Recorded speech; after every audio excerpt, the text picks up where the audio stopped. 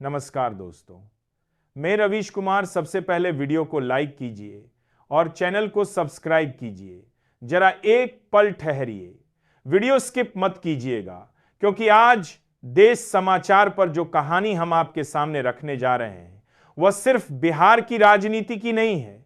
यह कहानी है सत्ता के उस शतरंज की जहां हर मोहरा धीरे चलता है, चुपचाप चलता है, लेकिन जब चलता है तो उसकी गूंज पटना से निकलकर दिल्ली तक सुनाई देती है। दोस्तों, बिहार में विधायकों के जोड़तोड़ का खेल कभी थमा नहीं है, बल्कि अगर सच कहें तो अब यह खेल अपने सबसे खतरनाक, सबसे चालाक और सबसे निर्णायक मोड़ पर खड़ा है। और इसी बीच अचानक मुख्यमंत्री नीतीश कुमार दिल्ली पहुंच जाते हैं।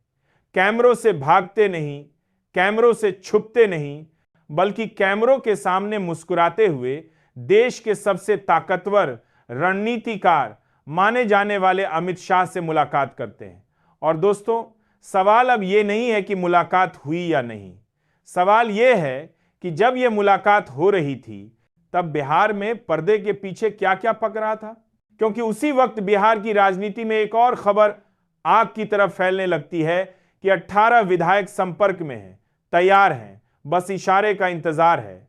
दोस्तों, अब जरा सोचिए, अगर सरकार मजबूत है, अगर एनआईडीए को कोई खतरा नहीं है, अगर नीतीश कुमार आराम से मुख्यमंत्री की कुर्सी पर बैठे हैं, तो फिर 18 विधायकों की यह गिनती क्यों, यह दावा क्यों? और सबसे अहम सवाल, यह दावा किसे डराने के लिए है, राजद को या भाजपा को? दोस्तों, यहीं से कहानी सीधी नहीं रहती, यहीं से राजनीति का असली मनोविज्ञान शुरू होता है। क्योंकि राजनीति में शब्दों से ज्यादा अहम होता है समय, और इस समय की टाइमिंग इतनी सटीक है कि इसे महज इत्तेफाक कहना सबसे बड़ी भूल होगी। दोस्तों, गौर कीजिए, अमित शाह खुद अपने सोशल मीडिया पर तस्वीर डालते हैं, लिखते हैं विकास, समन्वय, नेतृत्व, लेकिन राजनीति में जो लिखा जाता है उससे ज्यादा जो नहीं लिखा जाता है वह मायने रखता है। और ठीक उसी वक्त बिहार में 18 विधायकों की चर्चा तेज हो जाती है। और यहीं से सवाल उठता है कि आखिर यह 18 विधायक क्यों इतने अहम हैं? क्योंकि दोस्तों, यह लड़ाई विधानसभा की नहीं है, यह लड़ाई राज्यसभा की है। वो राज्यसभा जहां से सरकारें गिरती नहीं, लेकिन सरकारों की ताकत और दिशा जरूर बदल जाती है। बिहार में 5 राज्यसभा सीटों का चुनाव होना है और हर एक सीट के पीछे विधायकों का पूरा गणित छुपा है। एक सीट जीतने के लिए करीब 41 विधायकों का समर्थन चाहिए, और यही वह नंबर है जहां राजद कमजोर पड़ती दिखती है, क्योंकि अकेले उसके पास इतनी संख्या नहीं है कि वह आराम से अपनी सीट निकाल सके। और यहीं से नीतीश कुमार की असली चाल शुरू होती है। दोस्तों, यह 18 विधायकों का दावा सिर्फ तोड़फोड़ की धमकी नहीं है, यह एक संदेश है, एक दबाव है, एक चेतावनी है कि अगर समर्थन मिला तो खेल आसान, और अगर समर्थन नहीं मिला तो खेल और भी खतरनाक हो सकता। दोस्तों, राजनीति में इसे ही विकल्प की राजनीति कहते हैं। और इस वक्त बिहार में सबसे ज्यादा विकल्प अगर किसी के पास हैं तो वह नीतीश कुमार हैं। एक तरफ एनआईडीए के साथ रहकर ताकत बढ़ाने का रास्ता, दूसरी तरफ जरूरत पड़ने पर विपक्ष की कमजोरी को अपनी ताकत में बदलने की तैयारी। और यही वजह है कि बिहार में बाहर से शांति दिखती है, लेकिन भीतर ही भीतर राजनीतिक भूकंप की प्लेटें हिल रही हैं। दोस्तों, अब कहानी यहां और दिलचस्प हो जाती है, क्योंकि इस पूरे खेल में भारतीय जनता पार्टी भी पूरी तरह बेखबर नहीं है। भाजपा जानती है कि संख्या भले उसके पास ज्यादा हो, लेकिन बिहार में सरकार का संतुलन जदयू के बिना नहीं चल सकता। और जैसे जैसे जदयू की ताकत बढ़ेगी, वैसे वैसे भाजपा की निर्भरता भी बढ़ेगी। और यही वो बिंदु है जहां बड़े भाई और छोटे भाई की राजनीति फिर से चर्चा में आ जाती है। दोस्तों, राजनीति में कुल सी से ज्यादा अहम होता है नियंत्रण, और नीतीश कुमार उसी नियंत्रण की तरफ धीरे धीरे कदम बढ़ा रहे हैं।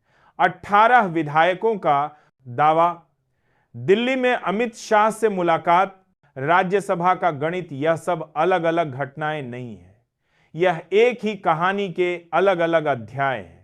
दोस्तों, इस पूरे खेल में सबसे दिलचस्प बात यह है कि कोई खुलकर कुछ नहीं बोल रहा, लेकिन हर मुस्कान, हर तस्वीर, हर बयान बहुत कुछ कह रहा है। और यही वजह है कि राजनीतिक जानकार मानते हैं कि यह सिर्फ आने वाले राज्यसभा चुनाव की तैयारी नहीं है, बल्कि आने वाले कई सालों की सत्ता की नींव रखी जा रही है। क्योंकि जो राज्यसभा में मजबूत होता है उसकी आवाज दिल्ली में ज्यादा सुनी जाती है। और नीतीश कुमार शायद यही सुनिश्चित करना चाहते हैं कि बिहार की राजनीति में कोई भी बड़ा फैसला उनके बिना संभव ना हो। दोस्तों, अब सवाल यह है कि आगे क्या होगा। क्या राजद दबाव में आकर समर्थन देगी? क्या जदयू 3 राज्यसभा सीटों का दावा करेगी? क्या भाजपा इस बदलते संतुलन को चुपचाप देखेगी? या फिर कोई बड़ा ट्विस्ट आने वाला है? और राजनीति में ट्विस्ट वही होता है जिसकी सबसे कम उम्मीद होती है। इसलिए दोस्तों, यह मान लेना कि खेल खत्म हो गया है सबसे बड़ी गलती होगी, क्योंकि असली खेल अब शुरू हुआ है। और जैसे जैसे राज्यसभा चुनाव नजदीक आएगा, वैसे वैसे नए चेहरे, नए बयान, नए दावे और नए समीकरण सामने आएंगे। और हम हर चाल, हर संकेत और हर पर्दे के पीछे की कहानी आपके सामने लाते रहेंगे। क्योंकि देश संदेश का वादा सिर्फ खबर दिखाने का नहीं, बल्कि खबर के पीछे छुपी सच्चाई समझाने का है।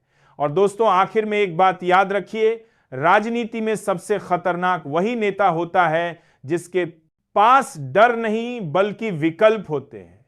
और इस वक्त बिहार की राजनीति में विकल्पों का सबसे बड़ा खिलाड़ी कौन है? अब जरा सोचिए दोस्तों, अगर सरकार पूरी तरह सुरक्षित है, अगर एनडीए को कोई खतरा नहीं, अगर नीतीश कुमार निश्चिंत होकर मुख्यमंत्री की कुर्सी पर बैठे हैं, तो फिर यह 18 विधायकों की गिनती क्यों? यह दावा किसे डराने के लिए है? राजद को या फिर भाजपा को? यहीं से कहानी सीधी नहीं रहती। यहीं से राजनीति का मनोविज्ञान शुरू होता है। क्योंकि राजनीति में शब्दों से ज्यादा अहम होता है समय। और इस समय की टाइमिंग इतनी सटीक है कि इसे महज संयोग कहना खुद को धोखा देना होगा। यह सवाल आप खुद से भी पूछिए और कमेंट में हमें जरूर बताइए कि आपको यह रस्साकशी किस दिशा में जाती दिख रही है। वीडियो को लाइक कीजिए, चैनल को सब्सक्राइब कीजिए, क्योंकि अगली बार हम इसी कहानी का अगला अध्याय लेकर आने वाले हैं। ऐसा अध्याय जो शायद पूरे खेल की दिशा ही बदल दे। तब तक के लिए सतर्क रहिए, सोचते रहिए और देश संदेश के साथ जुड़े रहिए। धन्यवाद।